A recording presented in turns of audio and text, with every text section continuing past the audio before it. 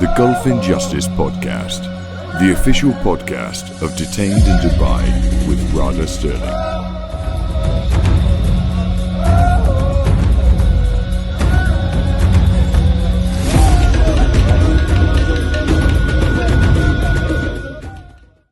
Hi, I'm Radha Stirling and welcome to the podcast. Today we are going to be talking to a cryptocurrency entrepreneur. Now, I don't know anything about this story, so I look forward to hearing it with you. So obviously you're a cryptocurrency entrepreneur. Why don't you take us back there? Yeah, so basically, my name is Simon Tadros. I'm a Lebanese tech entrepreneur. I was involved in crypto in around 2016. I was basically the only crypto trader in Lebanon at that time. I used to help people to enter the crypto world, to be involved in crypto, to be able to buy cryptocurrency, especially in Lebanon, because here in Lebanon there is no way to use the bank as a medium to be able to buy Yes. crypto, Bitcoin, or whatever other cryptocurrency. So I used to take cash from people and onboard them on crypto in Lebanon and in the Middle East. So you essentially So acted as a clearance house. So people would give yes. you assets, cash, and you would convert that into Bitcoin for them. Yes, basically, I was doing that, and I had a company, a development company that do mobile apps, websites, and anything related to technology, IoT, robotics, and whatever come in tech. So in 2017, I was so interested in cryptocurrency, especially in the concept of monetary freedom, because we had like a lot of issues using credit cards here at the bank, and every day we were on OFAC because of maybe we have like terrorist activities or whatever. So the country was like Lebanon was in quite a financial yeah, crisis in a at the gray time, area, wasn't in a gray it? area. Yeah, yeah, Exactly. And we exactly. had so many clients who were in really tough situations, just not being able to access their bank accounts, their finances. So I imagine Bitcoin would have been quite an attractive a method of payment for As many people. Yeah, exactly. And it was used to international transfers. There was no KYC for that. You can transfer any amount at any time without any proof. So this was easy for people to expand their businesses. And this is the aim of Bitcoin in the first place Yes. when it was created by Satoshi Nakamoto, is to give the unbanked people. We have 2 billion unbanked people in Africa and people like Lebanon, they call it the third world. But this cryptocurrency was like heaven for many people to be able to grow in life or to grow their businesses. Mm. So So you basically, basically your business took a commission of these transactions. yes, this is one Yes. of my businesses that was cryptocurrency exchange. Hmm. Was it survived about on yes, on percentages for transfers from cash to fiat, from fiat to crypto, and from crypto to fiat. Right. So basically, in 2000, on 12 August 2021, I was traveling to Ukraine with some friends, with my girlfriend and three other friends and a business partner, to be able to open also a new mining facility in Ukraine, in Kiev. I have a long relationship with When did Kiev. you say that was? Sorry, 2000 and It was in 12 August right. 2021. Yeah, okay, go on. Yes. I had a long relationship with Kiev because I had my development company there back 2 years in 2018. Around 2018, I had established a development company in Kiev because I needed a lot of developers because my business was growing, and I used to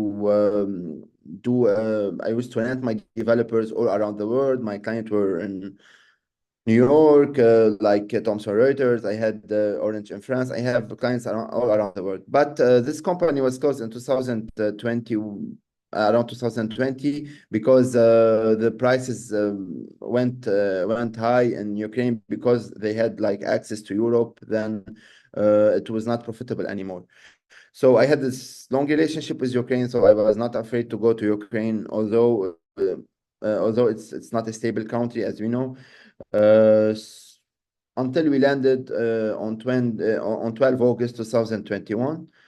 Uh, I was standing in line to get my passport reviewed to be able to enter the country, and suddenly I see like the police officers come to me and they take me to a room, and they told me there is like a Europol investigation against you, and you will be arrested. Now you will be arrested. I was I totally mean, surprised. what was going through your head at that time? That there must be a mistake, or what is it? Is it that, because I know personally, I've got many clients who have been targeted by law enforcement authorities for simply being in the cryptocurrency industry. So did that cross your mind at all? Yeah, this crossed my mind, but I was a bit surprised because I was in the United States 2 months before. I was in Vegas, I was in San Francisco, and if anyone have the good information, they would be the Americans. So I said, why I wasn't arrested there? Maybe it is like something related to my company, maybe taxes I didn't pay at that time. So this was what was going in my mind. Then I was surprised that it's a cryptocurrency case, and it is a country that I never heard before. I don't have any connections or relative or friends, or I didn't do business, which was Belgium. So Um, Belgium put you on Europol. Did they put you on Interpol as well, or just Europol? no, it was only on Europol. If it was on Interpol, I would knew when I was leaving my country, Lebanon, here in Beirut. S- So right. it was. So had you been to Belgium? Not at all. I never went to Belgium. I never visited Belgium. I had no friends in Belgium, no relations, no business partner.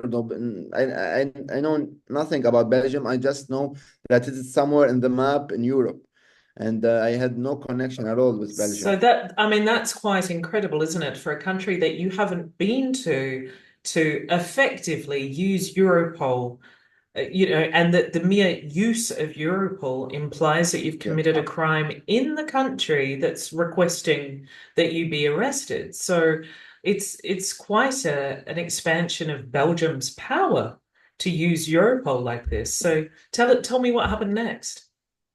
Yes, especially that Ukraine is not in the European Union, so I don't know how Europol would have like any jurisdiction there. It was a bit weird for me. I was really surprised. Okay, I doubted for an article that was published in 2019 by a company named Energy.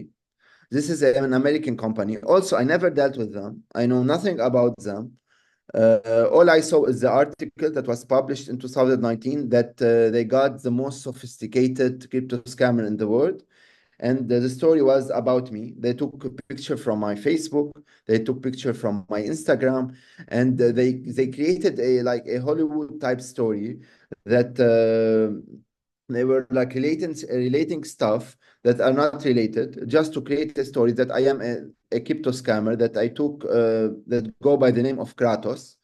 Kratos is the video game. So this guy nickname was Kratos, and they put a whole story about me stealing many different kind of cryptocurrencies from different victims. When I saw the article, I tweeted, so can any victim contact me so I understand what is happening?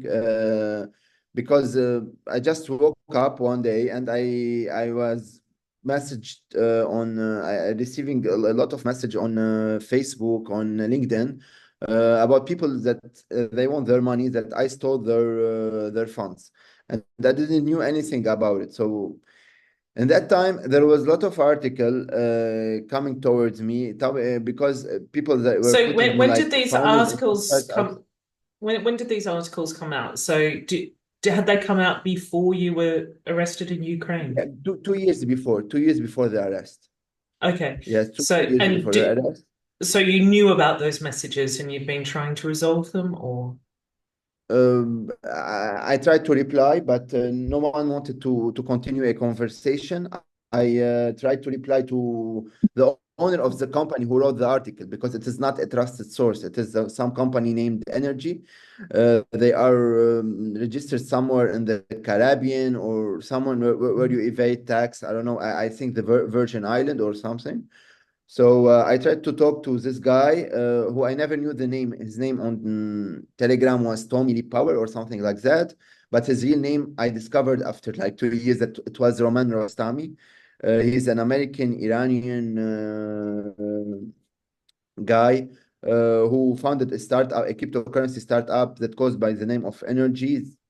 And this company it looked fishy. They have like if you check the website, they have like 30, 40 employees.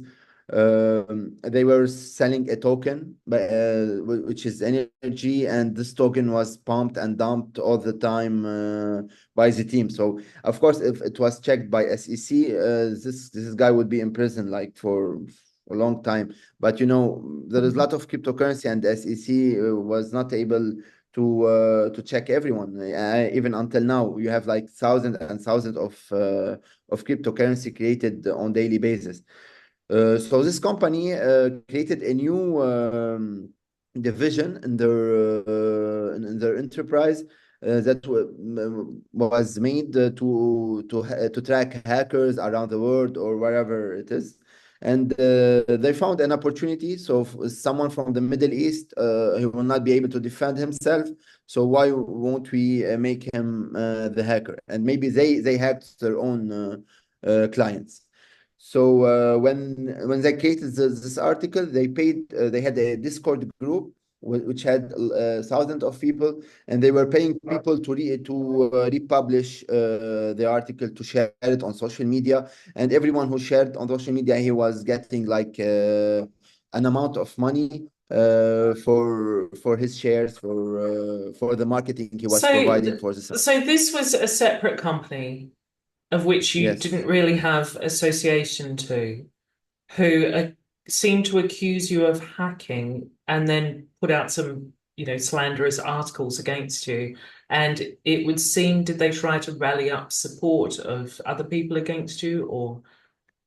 Yes, exactly. And I never had any interaction with this company. The only interaction that we had a startup.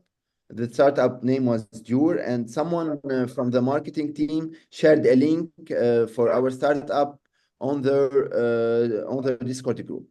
This is the only relationship that I had with this company. Hmm. And I never knew that this link was shared from the marketing department in my company on their group.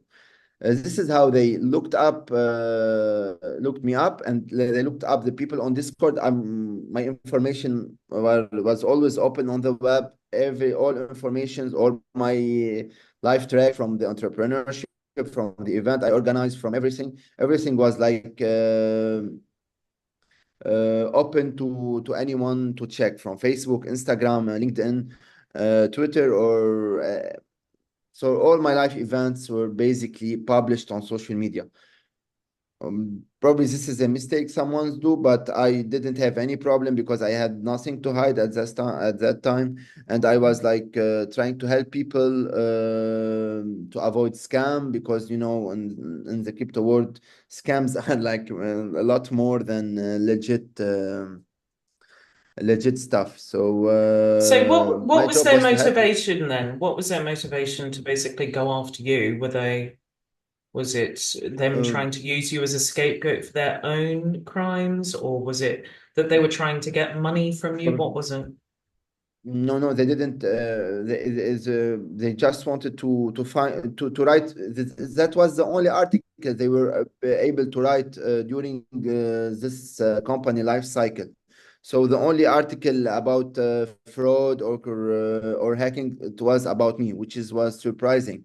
Why am I the only article? And I don't know. Basically, they saw I live in the Middle East, and they wanted to use this to be able to get some fame, I think, and to protect themselves against their clients. So for their client, there was a lot of robbery. Yes, I can't hear you, Radha. I can't hear you. Uh, Sorry, had myself yes. muted. So how does Yeah. that relate to Belgium? How does this company relate to Belgium, basically trying Yeah. to This company arrest you? doesn't relate to Belgium. Yes, this company doesn't relate to Belgium at all. There is a guy who lives in Knokke, who is in the Flemish area. Uh, his name was Devois Twillem, and this guy read the article. And when he read the article, he pressed charges against me. So this guy, he was he got his cryptocurrency lost. Someone hacked his wallet, but he gave them like uh,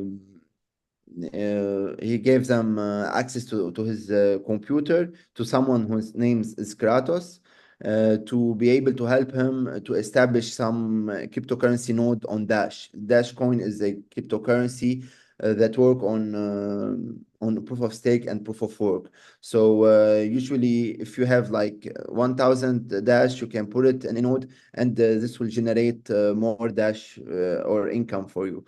So he wanted someone to help him to be able to establish this node, and he asked on the Discord group, and a guy named Kratos logged to his PC. He gave him access, like any kind of remote access, and he was able to withdraw all his cryptocurrency to his wallet. At that time, 2000 Dash were around $400,000. So this was the crime. I was prosecuted for the theft of $400,000 for a Belgian citizen that lives in the Flemish area. I never knew this guy. I never talked to him, and then I discovered that this guy was a handicap. He was never able to attend any court during the 2 years I was. So, I mean, let's because you don't even find out about all of this detail until later. So you're in Ukraine, and did they extradite you to Belgium then? And that's where you found Uh, out all of these allegations, or how did it happen? Yeah, when I was arrested in Ukraine, it was so weird. I was took to a police station, and then after like 2 hours, some guy came to me with the phone, and he was telling me I am a good guy because he wasn't able to speak English. He was using a Google Translator, and he wrote me, "I am good guy. I can help you." And I said. Who are you? How can you be in the prison cell? It's not normal. I said, okay, how can you help me? And why do you want to help me? And he said, just contact those lawyers. And my girlfriend, she was able to enter the country. The Lebanese guy, we were like 5 people. My girlfriend, my American friend who was based in New York, and two Lebanese. The Lebanese were not able to enter the Kiev. They were sent back to Lebanon, and the American and the French, which is my girlfriend, were able to enter the country.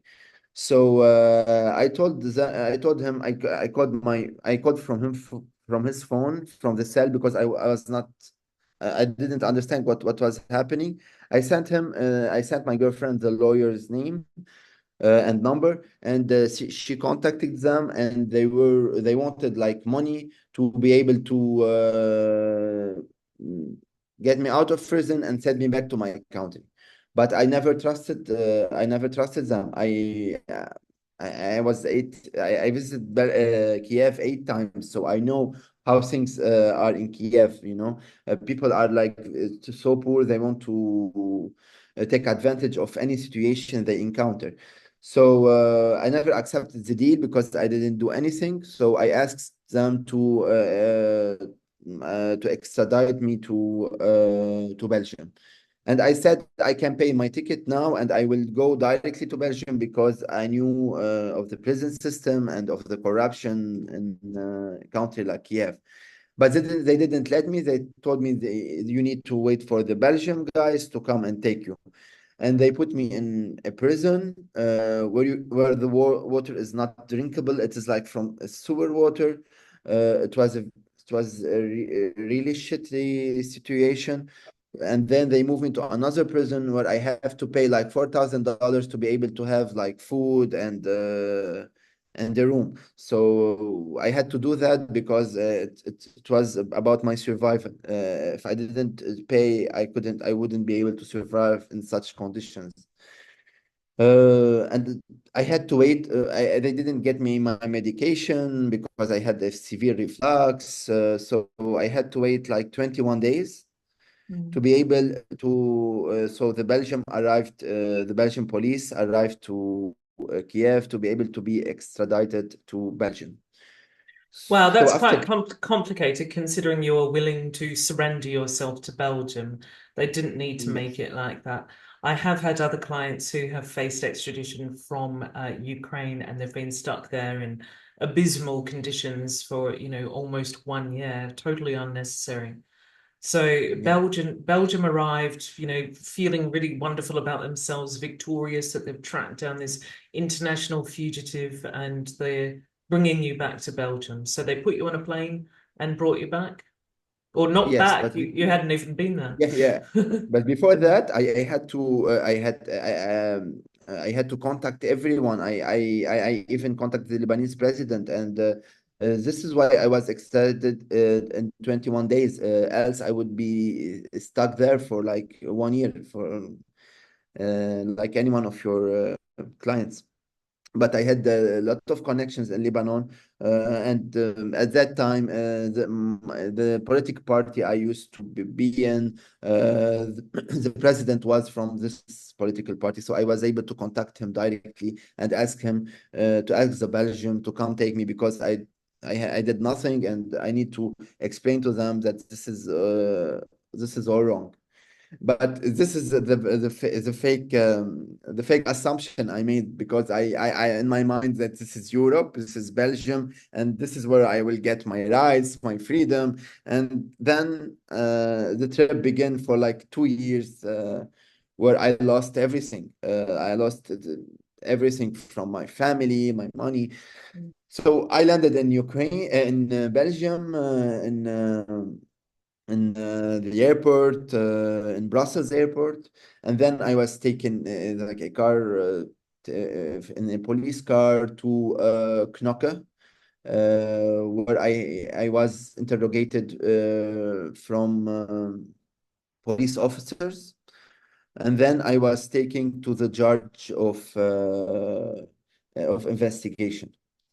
Uh, so I said, yeah, but in the meantime, my friends appointed me two lawyers. Those lawyers were based in, they did a Google search because we knew nothing about Belgium. All my friends knew nothing about Belgium. So they found them on Google, Joris Van Koter and Karel de Meester. Those were my lawyers. I never saw them before in my life. So we had like this 30 minutes to talk, and they asked me questions. So I said, yes, I'm totally innocent, and but I cannot stay here anymore. I have my company, like 30 employees are waiting for me. I have my family, my sick parents. I have to go back as soon as possible. I said it's okay. Let's talk to the judge. So we went to the judge. I explained the situation.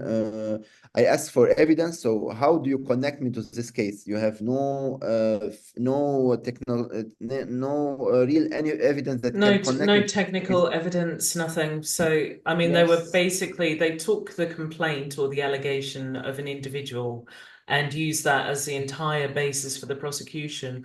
I think they must have been hoping that when you arrived in Belgium and were interviewed, that you would provide them with the case they were looking to prosecute. And of course, you didn't do exactly. that. There was nothing But there. but they also got the writer of the article which is Peter, his name. I never knew this guy because he was on their website only with the name, with no picture, because they said this is the investigator. And the writer of the article went in front of the judge and explained to the judge that he wrote the article from another. He was inspired by another employee in this company that who built this energy company, who was Moldovan or Russian. His name is Andrei Galkin. This guy, after he speak to the judge for like 2 hours, he said, yes, but this guy, Andrei Galkin, was fired from the company because we think that he is crazy. And so this guy who wrote the article was based on a person that he think this person is not mentally stable. So, but the judge, in all cases, took the chance and made the Europol request to get me to Belgium. So this is the judge of investigation. He was based on the writer of the article, who was inspired by an employee who was fired from energy. And this employee had like a long suitcase with energy because they fired him not to pay him, so to avoid to pay him. So basically, you've got authorities who are dealing with a case and extraditing someone, keeping them in a country they haven't even visited for a lengthy period of time based on some propaganda and a news, or not even a news article, just some online blog, or essentially. And then you're having that inspire maybe a former client or something to take an action, even though you've got nothing to do with it. And without any evidence, without even investigating, they seem to use Europol just to force you back to Belgium so that they could talk to you about this.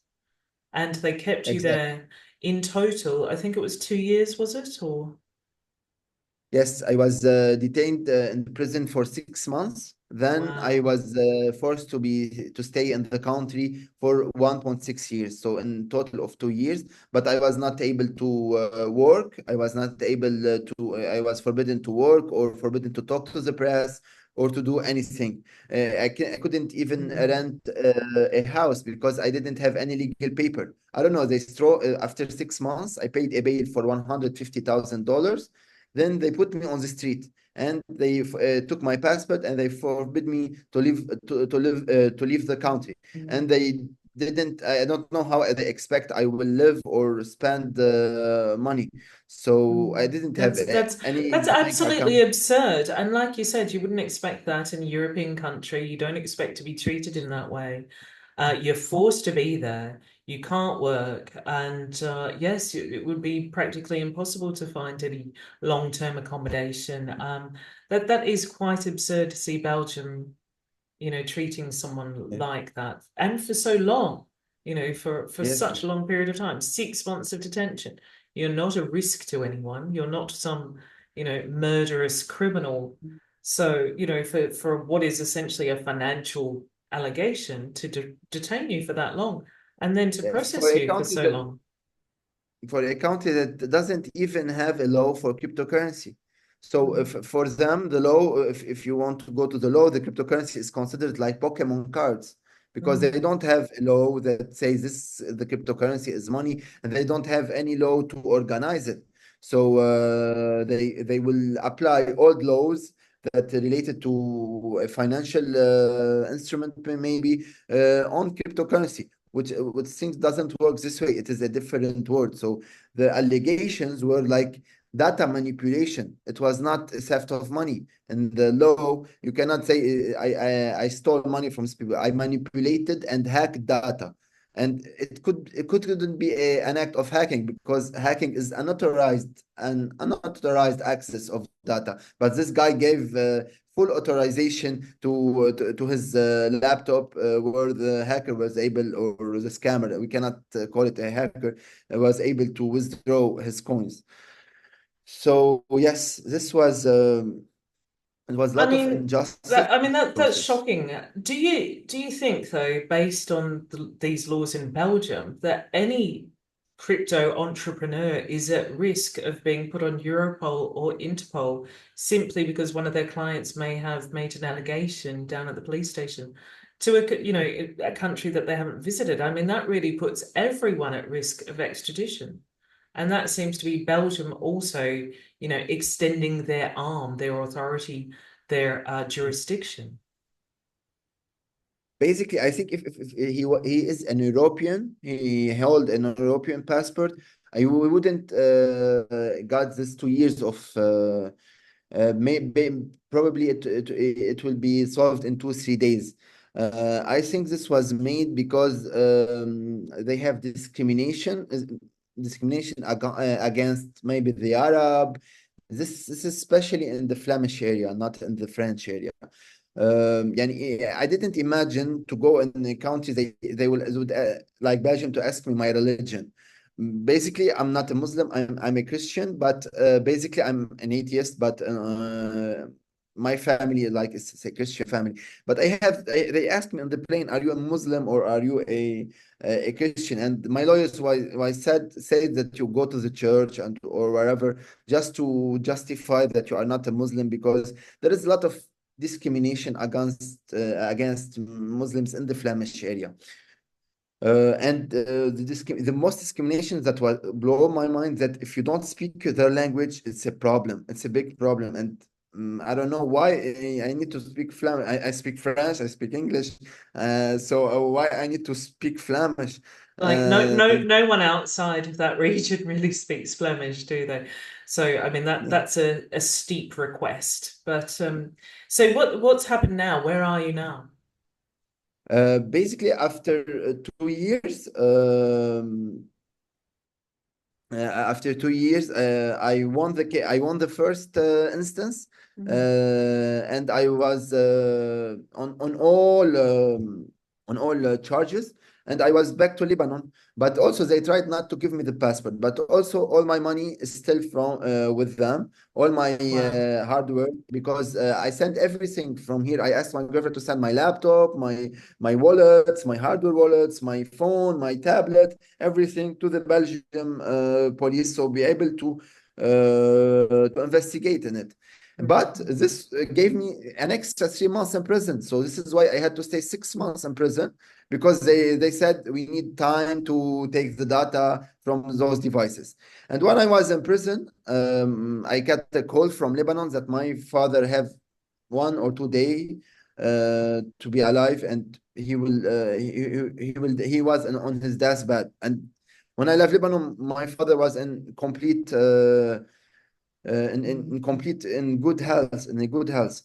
But yes, then I said, okay, I will give you 300,000 euro, which was like 6 times more than the price of Dash at that time. And let me go to Lebanon, and I need to see my father before he dies. I need to say goodbye to him at least. And I insisted. I called everyone. I called the ambassador, and everyone was trying. And the judge said, "No, we cannot let you go. We cannot let you go. You need to stay here." Then, after 3 months, he gave me the bail of 150,000 euro to be able to go out of prison to the street, where they gave me no guarantee. And during those 2 years, after 1 year, I was able to win to be able to speak to the media. And then no media in Belgium had the guts to speak to me, and no one was wanted to help me, and no all those organizations, human rights organization from New York, from wherever. I contact everyone, and everyone had the same response. We don't take individual cases. They need a genocide to be able to help me. And no one was able to help me. I was drained of all my money reserve. Also, my mom was very sad, and she had a stroke, a brain bleeding, not a stroke. And when I came now, she doesn't have a lot of time to live anymore. So basically, I'm an only child. I lost my father, I lost my mother, and I had the daughter here. She missed me for 2 years. I'm trying now to give her back those 2 years, and I mean, the Yes, human so impact of this basically, has been incredible. I'm very sorry about the loss of your father and your mother's health as well. I mean, that yes, it's astonishing, isn't it? Especially because it doesn't need to take that long. You know, when you're holding someone and you don't have evidence against them, you should be very fast with your investigation. You shouldn't be holding them in these circumstances, essentially violating their human rights. And of course, at the end, when you win your case, you're not going to be offered any compensation for what you've been through, for, you know, yeah, what and you've all lost. compensation. Yeah. So all compensation they give me, if it was they cannot bring my father to life, they cannot bring my mom to life. This is the problem. Basically, it was a big injustice. So we can say there is no cruel tyranny that which is perpetuated under the shield of law and by the name of justice. So Do you feel at all vindicated that you've won your case ultimately, that you're not being, jailed for a crime or anything like that? Do you feel at all vindicated? didn't get you in. Do you feel that, now that you've won your case, is that any consolation? Do you feel Mm, are you are I you don't feel bad angry are because you angry at are you angry at authorities? Are you angry about this process? Or do you feel, some sense of relief that you've won your case? How do you feel about mm, this? the contrary, I'm furious because now I have to rebuild everything. So I lost the company with 30 employees. They are all now, they all, most of them left the company. I was left with 2 or 3 employees, and I'm rebuilding everything from scratch and getting back to a country that it is now the war here, everything is Yes. like it's hell, so I couldn't be able to breathe. I don't have any money reserve, so I'm trying to survive day by day. So I had no compensation, so everything is, I was relieved because okay, I'm Yeah. done with this country it rains every day. It's cold every day, and I don't know Yes. anyone. So yeah, I'm good to be back to my family, to people I know. But I'm struggling here. It's like I'm rebuilding everything from scratch.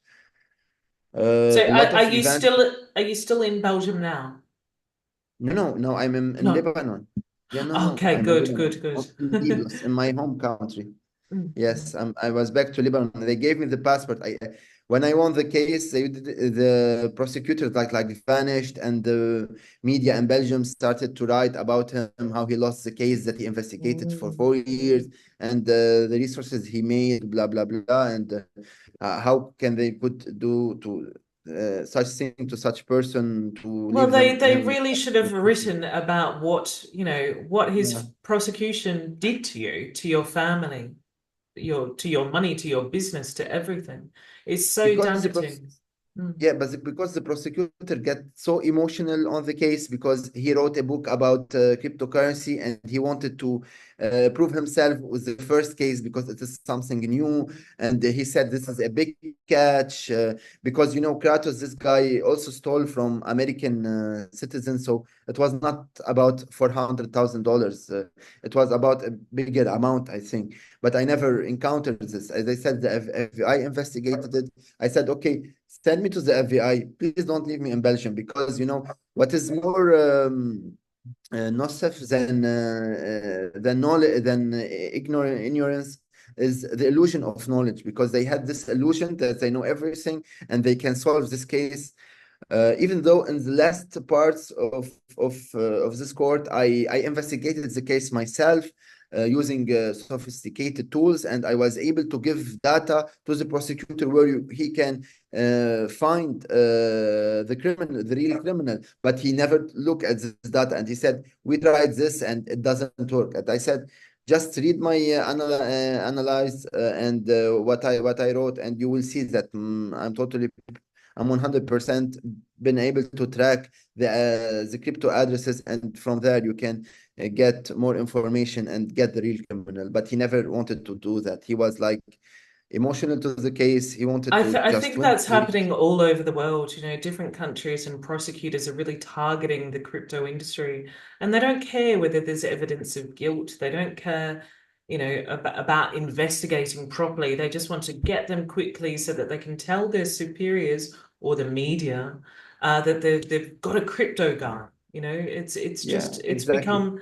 they've become insane in a sense, you know, just Eh, desperate to prosecute, and they don't care whether they're getting someone innocent, taking them away from their families and putting them in horrendous conditions. This does need to be spoken about all over the world. I mean, what are you going to do from now on? from now, I have a phobia to go out of my country, so I'm gonna stay in my country, even with the war, with everything I happened here. understand, I yes. prefer to die in a bomb, not to travel abroad. And especially at that time, I was also looking at the case of Alexei, the Tornado Cash developer it was in Holland. And also he was before writing a code that give people the possibility to be anonymous. He was convicted and he got like 5 or 6 years in prison. I don't remember well the number, but this guy he just wrote a code for a startup that make transaction anonymous on the Ethereum platform, and he got like 6 years in prison. And then we see Dirov in France, and then we see CZ in the US. He was prosecuted. Yes. So so yeah, there is something about cryptocurrency.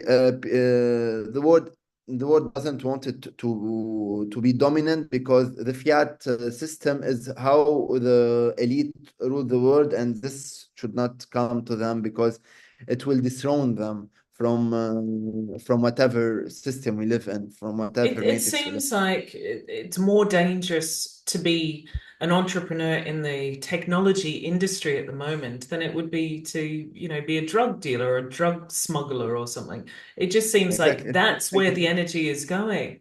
You know, if you're in technology, like we saw with Pavel in Paris recently, and we've got Christopher Ems, who's in, you know, had to seek asylum in Russia from the United States.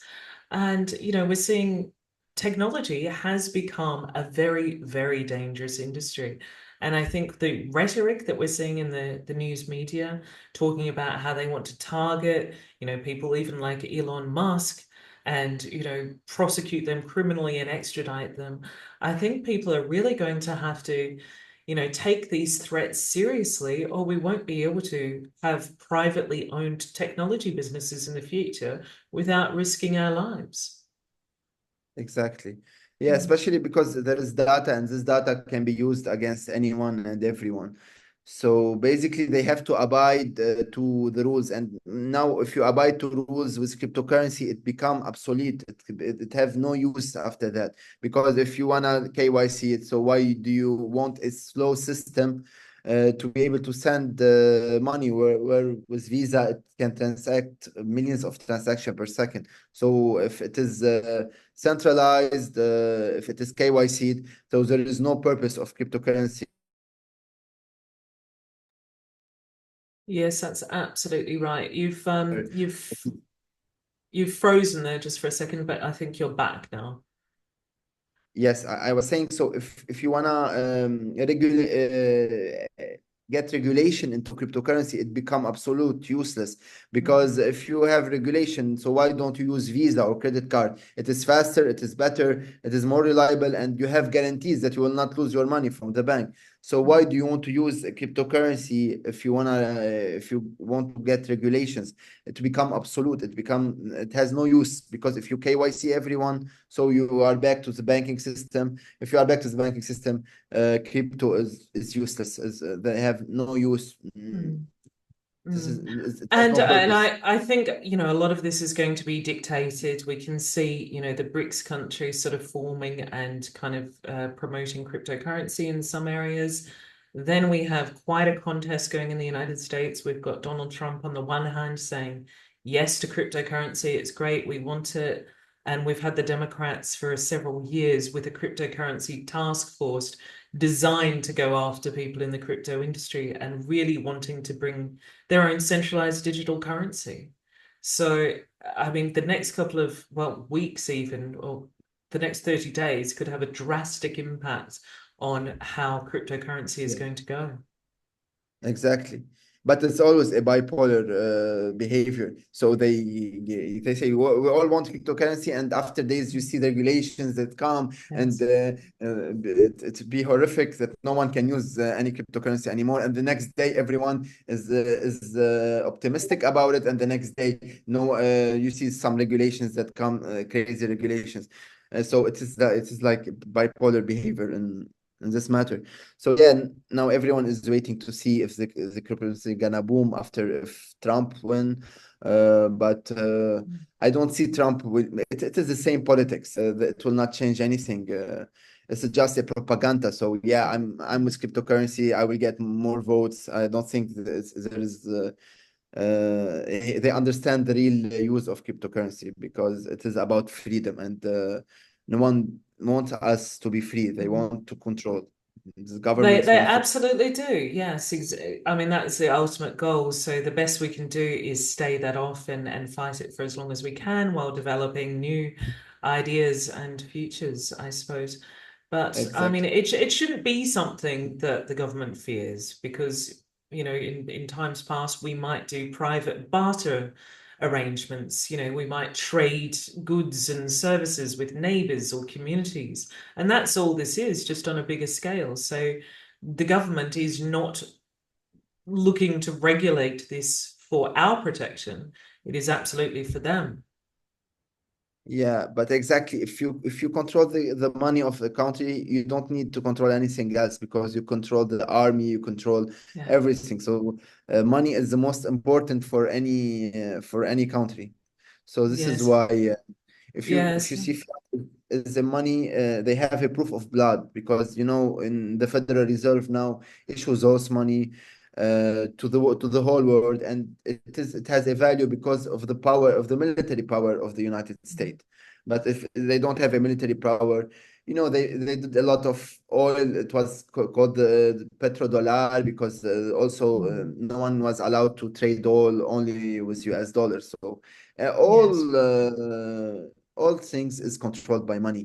There is nothing else. So if you control the money, you control everything. Yes.